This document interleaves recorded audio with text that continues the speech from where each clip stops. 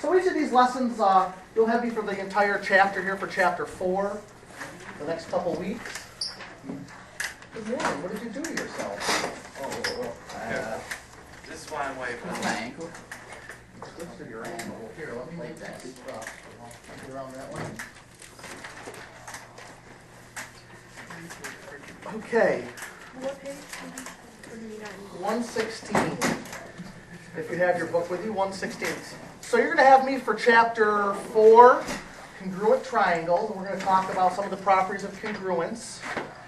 Do you need me to take care of the crutches for you, or you can lay over there like that? Okay. We're on page 104. 104? 104. Okay. Congruent figures, the first section. Now what I do is when I put these presentations up is we make a little video of them, so it records all the things up here as well as my voice when I talk. So if you have a section where maybe we went through it and you get to do the homework and you realize, man, I didn't get one part of it or didn't understand something, you can go on at night and watch these. You can get them from your smartphone or your tablets or your laptops, whatever you have. And you don't have to watch the whole 15 or 20 minutes. Maybe there's just one part that you missed, and so some of them will have 4 or 5 parts, and you can just review that part, and it'll help you with your homework. Okay? It's also great to review for the test. So those are online. You all know how to get to the wiki space. So today we're going to talk about congruence. Whenever two figures have the same size and the same shape, they're congruent. And I passed out a study guide for this section. And you can see here the two triangles at the top, ABC and X, Y, and Z. And so I did up here, I made a little cardboard cutouts up here. Yeah. Did you pass out? Oh, I did. You forgot. Yeah. I'm sorry. Sorry. Yeah. That helps, doesn't it? Yeah. So I made these little cardboard construction paper cutouts up here of a couple congruent triangles, ABC and X, Y, and Z. ABC being orange, and X, Y, Z being blue.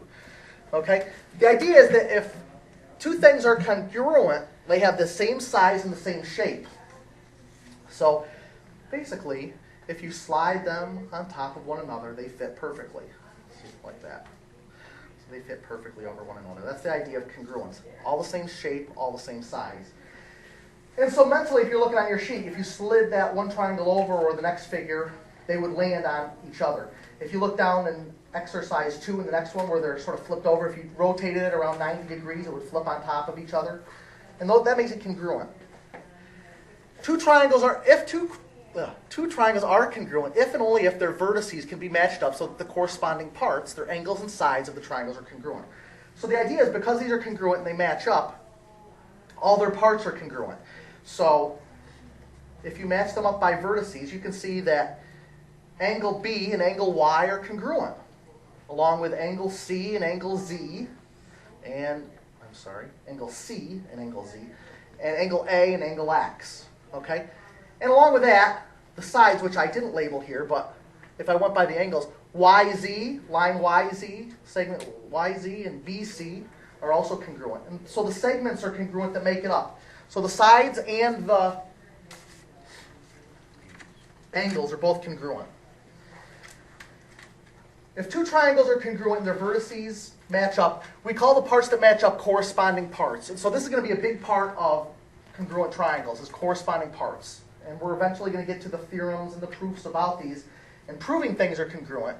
So we want to know what congruence is, and then we're going to move towards proving that things are congruent with given information. And so we move towards the proofs. The figures below are congruent. So if you look down here at number 1, 2, 3, and 4, you see that the figures shown are congruent. Write two statements. Yes? Do you have Hannah in there? I do. Can you send her to the office with your stuff for a minute, please? Absolutely. Thank you. Give her a second to grab her things.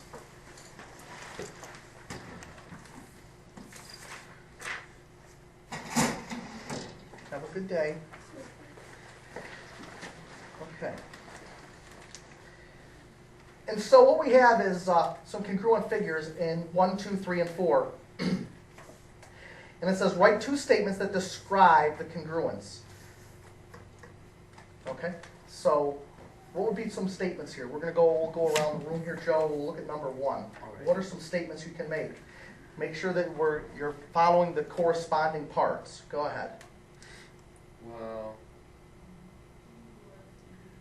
since line AB and line FE are like congruent thing, you can write that they're congruent. And then BC and ED are also congruent. Right. They're congruent and because they're corresponding. Okay? So this is what you're going to remember, and we abbreviate it CPCTC. Corresponding parts of congruent triangles are congruent. Okay? And so if you have congruent triangles, if you're given congruent triangles, then all their corresponding parts are congruent. Corresponding parts of congruent triangles are congruent.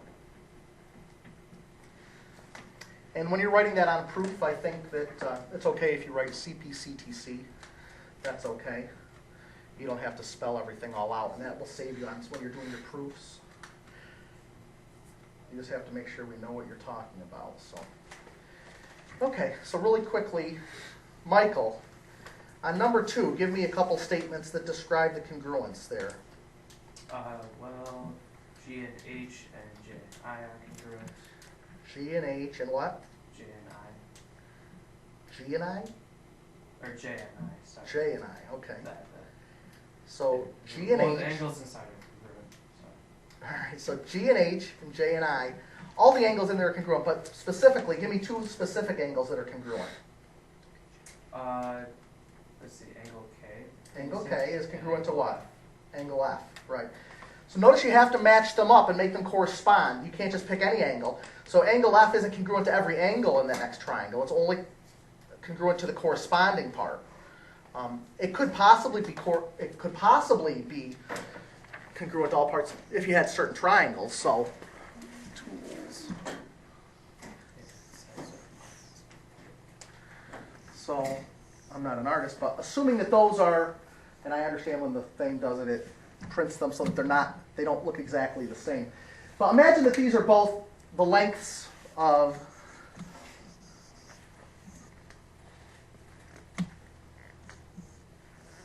assuming that the lengths were all the same. So these are congruent. These sides are congruent. And these sides are congruent. That would make this angle congruent. That angle. Now, if these were equilateral triangles, meaning what? Everything would be congruent. Equilateral triangle means that all the sides are congruent to each other. Means that equilateral triangle means that all the angles are the same. Namely, what's the degree? 60. So if it was an equilateral triangle, if they were 2 equilateral triangles, then angle A would be congruent to all the other angles. But that's not the case just because they're congruent. You'd also have to know that they were equilateral. So, for example, if I had isosceles triangles, well, we know those are the same, but this one is different, okay? And so you may have more than one angle that's congruent in a triangle, but because you have congruent triangles, the only thing that you can say for sure is congruent is the corresponding parts. Okay, Jordan. The definition of a congruent triangle is if and only if statement. It means both of the following. If triangle L, M, and N, and we're looking down here under number 1 to the lower right, is congruent to triangle RST, then corresponding parts are congruent. If triangle LMN is congruent to triangle RST, you can conclude that angle L is congruent to angle R. So notice that the second angle, triangle TSR, is rotated around 180 degrees in order to make it corresponding. So you'd have to flip it upside down in order to slide it over. So R is congruent to angle L, S is congruent to angle M, and T is congruent to angle N. Okay? All right. So let's go through some statements here. All right, Jordan. How about this? So we're going to always, sometimes, and never. So here's going to be your choices. I'm going to give you guys some statements. Always, sometimes, and never. Okay, so those are your three choices. I'm going to read you a statement and you're going to tell me whether that's always true, sometimes it's true, or it's never true. Okay? An acute triangle is congruent to an obtuse triangle. An acute triangle is congruent to an obtuse triangle. Never. Good. Because if you have an acute triangle, that just means that you have, oh, look at that, I'm still in the, that means that you have different shapes of the angles. An acute means, what's your degree measure for acute? What is acute? Under 90 degrees. Under 90 degrees, okay? We can call it 30. I don't have a thing. What's an obtuse triangle, Annie? Over 90 degrees. Well, I didn't have my smart thing on, but we'll call that 100 and, we'll call it 120 degrees. I don't have a protractor there. But if you have an angle that has 120 degrees and one has 30 degrees, then those can never be congruent. In order for them to be congruent, they have to be, all the corresponding angles have to be congruent. All right, Michael. A polygon is congruent to itself. Always. Right, always. A polygon is always congruent to itself. And Molly. A right triangle is congruent to another right triangle. Always. Well, let's draw a couple right triangles. Let's do it like this. Let me just draw some right triangles. A lot of times the best way to do these is try to do counterexamples. So, oh, look at that, that worked out well. So that's a right triangle. And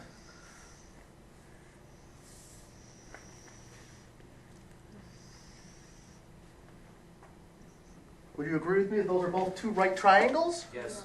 Are those congruent? No. But could they be congruent? Yes. Sometimes. Sometimes, right, because you could have, certainly could have two right triangles that are congruent, because you could have two right triangles that are exactly the same, but just because you have a right angle doesn't mean that they're always congruent. Okay? So that's sometimes. Joseph. Sure.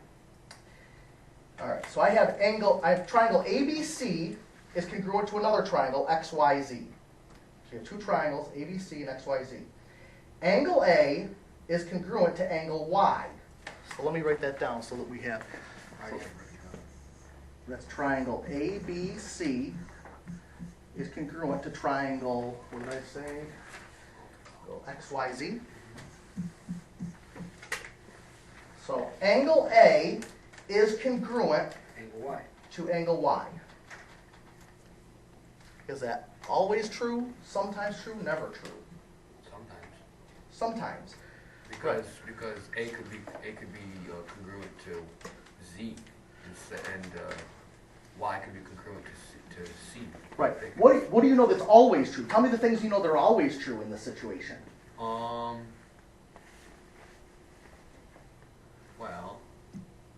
we know that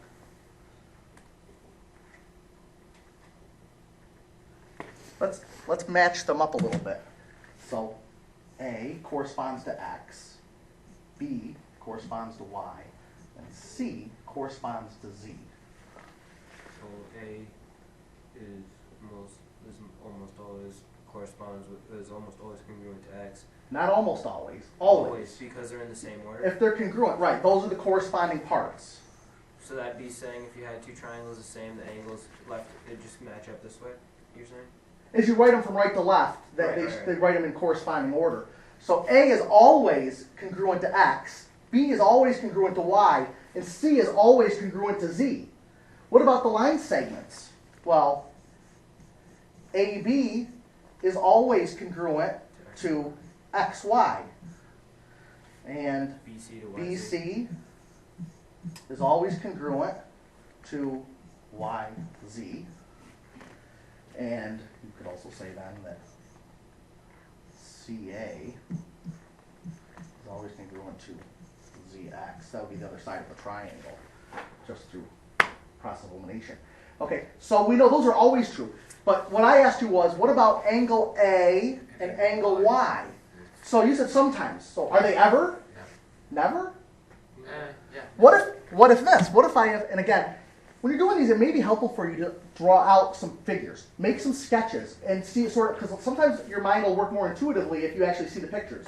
What happens if you have an equilateral, equiangular triangle? That's what I'm getting at. You could have ABC and XYZ be equilateral triangles, right?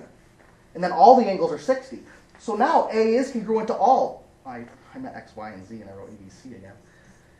So now angle AHO is congruent to all of the other angles. So sometimes it could be true if you had equilateral triangles.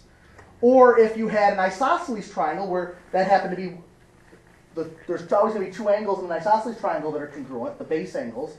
And so you could have a situation where if A was one of the base and X and Z were, they could. But in that case, you could argue that A you can't say that A is what you call it? Like, what was his name? I had a thought and I lost it. Never mind. Okay. All right, so sometimes is the answer on that. Okay. Let's, who hasn't? Sal. Okay. Triangle 8, I'll write it down because it's easier. Okay. Triangle ABC is congruent. And you guys have done congruence before with angles, so I didn't go over that sign, but you know that's congruent, right? Because that's what you've used before for when you've done congruent angles or line segments. X, Y, Z. And so angle B is congruent to angle Y. Is that always, sometimes, or never true? Always. Always, because those are corresponding. B and Y are corresponding parts. Corresponding parts are always congruent. Okay, and last but not least, let's do, what about in that same triangle, AB is congruent to YZ. Annie. AB is congruent to YZ. Based on what was written up top? Yes, triangle ABC is congruent to triangle XYZ. You know this for sure. That's sometimes, because if you have an equilateral of the triangle, then YZ can be Correct. Sometimes it could be. Does everybody see that? Sometimes that could be true, but that's not always true. What do I know that's always true? AB is always congruent to what line? XY. XY. It's always congruent. Okay. All right, let's go over, we're going to go through some of these on the back of the worksheet. So it's page 40 at the bottom. We'll go through these. And we'll go around the room. Can someone remind me, the chapel day, what day is this period on? 12. I never can remember it on the Tuesdays. All right. Jordan, number 5. It says, suppose, for these, the triangle WXY is congruent to triangle ABF. Okay. And they give you some pictures there. So, angle W is congruent to, take your time, look at the picture. Take a look at the pictures. No, A. Right, angle A. Notice this one is sort of flipped. It's reflected over on each other. Okay? So, notice how they wrote these when they wrote your congruence. They wrote WXY and ABF. So notice that the order that they wrote them in is the order of your congruence. Okay? So yeah, if you look if you didn't even need the picture, but the picture would show you that your angle would have been off. But just by looking at the formula there, your congruent statement that you're given, angle W is congruent to angle A. All right. Michael, line segment XY. Is congruent to Y segment BF. Correct. Good. All right. Molly, Angle F is congruent to Angle Y. angle Y. So you see you can find these corresponding parts just by the given information without even looking at the picture yet. Annie, triangle YWX. So now, I'm sorry, I'm going down, so if you haven't noticed, I'm doing the odds instead of doing each one. I don't think we need to do 2 of each one unless you have problems. So number 11 there, triangle YWX is congruent to what? Triangle FAB. FAB. Good. Notice this, you kept the same order, okay? So you had the third angle, the first angle, the second angle. So on the other triangle, we did the first angle, the third angle, the first angle, the second angle. All right. Now it gives us a couple. Did you have a question on one of the odd ones, or even ones? Yes, number 6. Number 6.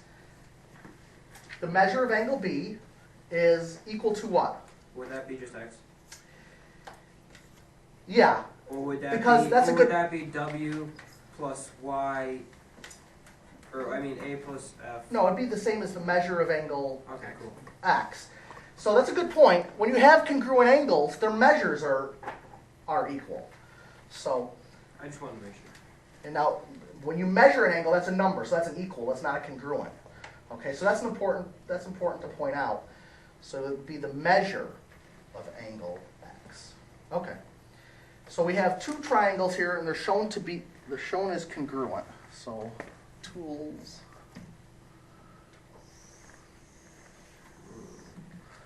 Looks sort of like that. And that. And you can see that that's a right angle. That's a 40-degree angle. That's a 40-degree angle. Okay. The triangles shown are congruent. So let's complete this. All right, Sal. Okay. Triangle ABD is congruent to, Do I start on the top and go down, or how do you want me to label those? well, you want to make them correspond. So you see angle so AB. CD, so CBD. Correct. Triangle CBD. All right, Joe. DC. What is DC? Before we move on, let's have a little review. What does DC mean? The measure, we're talking about numbers. We're talking It's a about number, the right? line, the measure of line segment. Right, the measure of that line segment, DC. Good. And what is it equal to? I think this is 40 degrees right there. Or no. You can't measure line degrees. Never mind. Okay, take your time. ADA or AD. No, wait. Which? Wait. DA. DA. Right. DC is equal to the measure of DA. Would DA also have the same measure as AD? No. Yes, actually. Yeah, it would. DA would have the same measure, right? Yeah. Okay. Technically. Okay. What about number 14, Molly? Line segment AB is congruent to Line set. line segment AB. Line segment CB. CB, good. Okay. And last, Jordan, we have angle ABD. Congruent to angle CBD. CBD, good. All right. Now we've got some more triangles up here.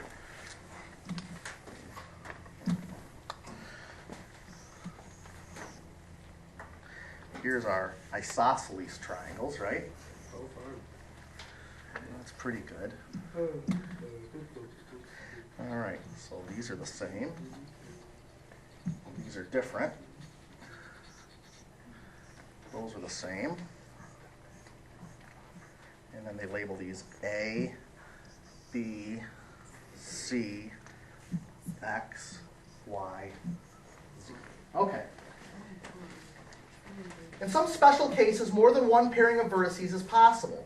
For each pair of congruent figures, complete to show 2 possible pairings. Okay? So, So we could have angle A, Sal, is congruent to what? angle X, but it could also be Z. It is also congruent to angle Z.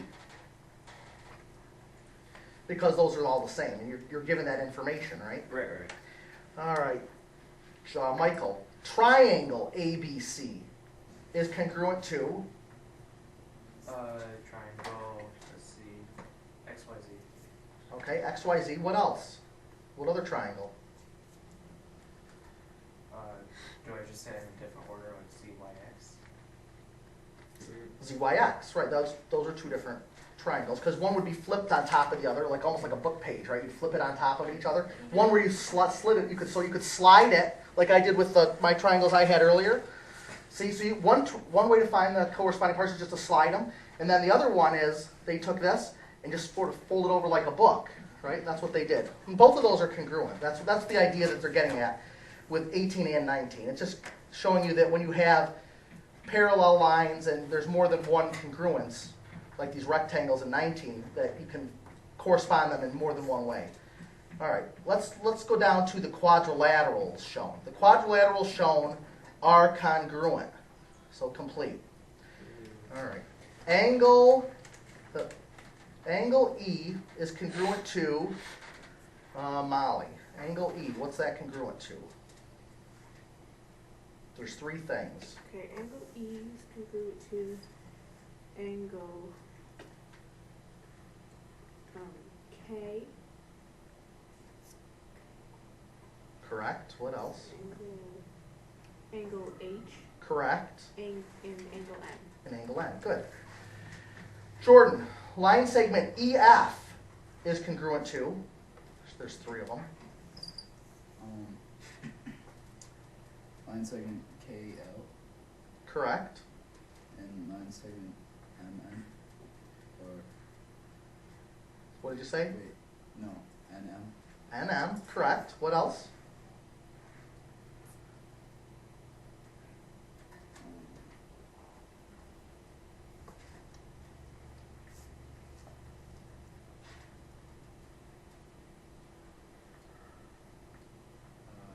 LK. I think that's when you started with KL, right? A. What about HG? Oh, yeah. Right? Because even though they're in the trapezoid, they're the same. They tell you, you're given information is that they're the same. They're congruent, right? Yeah. Okay. Sal, line segment FG. LM. Line segment LM. Okay. Joe, line segment EH. Let's see.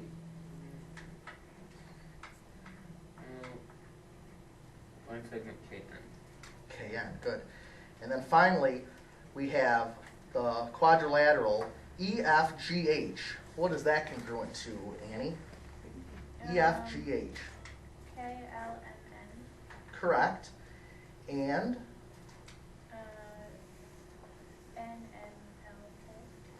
NMLK. Correct. That would be folding on top of them like a book. Does anybody have any questions on this first section with congruence before we move on to the second section tomorrow? Nope. Okay. Sure. You can start your homework. I'll come around to help you. You got about 6 or 7 minutes. Should you And- stop recording? What do we got? 120, 1 to 21? What page? Oh, you can. Joe, what page? Let me check. 120, 121. So 121, 21. Oh, Page 120, the written exercise is 1 to 21.